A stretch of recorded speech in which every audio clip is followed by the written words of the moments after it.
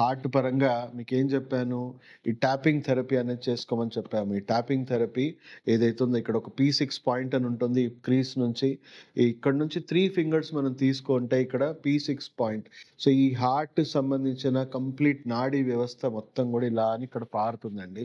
So, 2 వైపుల నుంచి ఇక్కడ నుంచి పారుతుంది. ఈ నాడులని రెగ్యులర్‌గా స్టిమ్యులేట్ చేసుకోవడం వల్ల హార్ట్‌కి రక్త ప్రసరణ బాగా పెరుగుతుంది. ఈ P6 పాయింట్ మనం రెగ్యులర్‌గా ఒక 1-3 మినిట్స్ మనం ప్రెస్ చేసుకోవడం వల్ల హార్ట్ రేట్ మెయింటైన్ అవుతుంది. బ్లడ్ ప్రెషర్ మెయింటైన్ అవుతుంది. సో, హార్ట్ అనేది బ్యాలెన్స్డ్‌గా వర్క్ చేయడం అనేది హైపర్‌గా గాదు, వీక్‌గా గాదండి. మెల్లిగా బ్యాలెన్స్డ్‌గా వర్క్ చేయడం అనేది స్టార్ట్ అవుతుంది. అలాగే ఈ ట్యాపింగ్ థెరపీ మనం చూసుకుంటే ఇలా ట్యాప్ చేయాలి. సో, 2 వైపులా గూడా ఇలా, ఇలా. అలాగే ఈ చంక భాగంలో ఇలా ట్యాప్ చేయండి. సో, ఎంతసేపు చేయాలి ఇలా? అంటే అట్‌లీస్ట్ ఒక 3-5 మినిట్స్ మనం ఒక్కొక్క దగ్గర ట్యాపింగ్ చేయడం వల్ల ఏమవుతుంది, మీరు ట్యాపింగ్ చేసుకొని చూడండి. ఇమ్మీడియేట్‌గా మీ ఛాతీలో ఉన్న ఎనర్జీస్ అన్నీ కూడా ఫ్రీ అయిపోతాయి. మీ ఛాతీలో ఉన్న టైట్‌నెస్ అంతా ఫ్రీ అయిపోతుంది.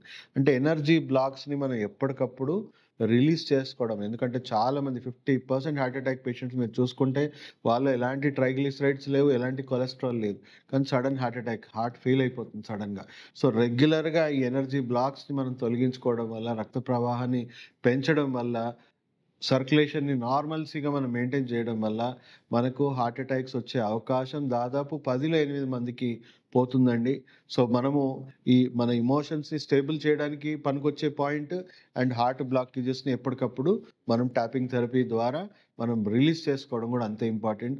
అండ్ అలాగే మీకు కొలెస్ట్రాల్, ట్రైగ్లిసరైడ్స్ ఇవన్నీ రాకుండా నాన్ వెజ్‌ని మనం మితంగా తినాల్సిన ఆహారం, ఫ్యాట్స్ మితంగా తినాల్సిన ఆహారం.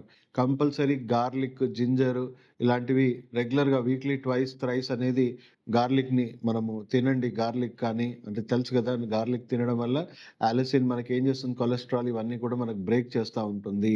సో, అలాంటివి మనం తీసుకోవాలి. జింజర్ గానీ, గార్లిక్ కానీ వారానికి ఒకసారో, 2 సార్లు ఖచ్చితంగా మీరు అది సేవించండి. దానివల్ల బ్లాకేజెస్ తగ్గుతుంది.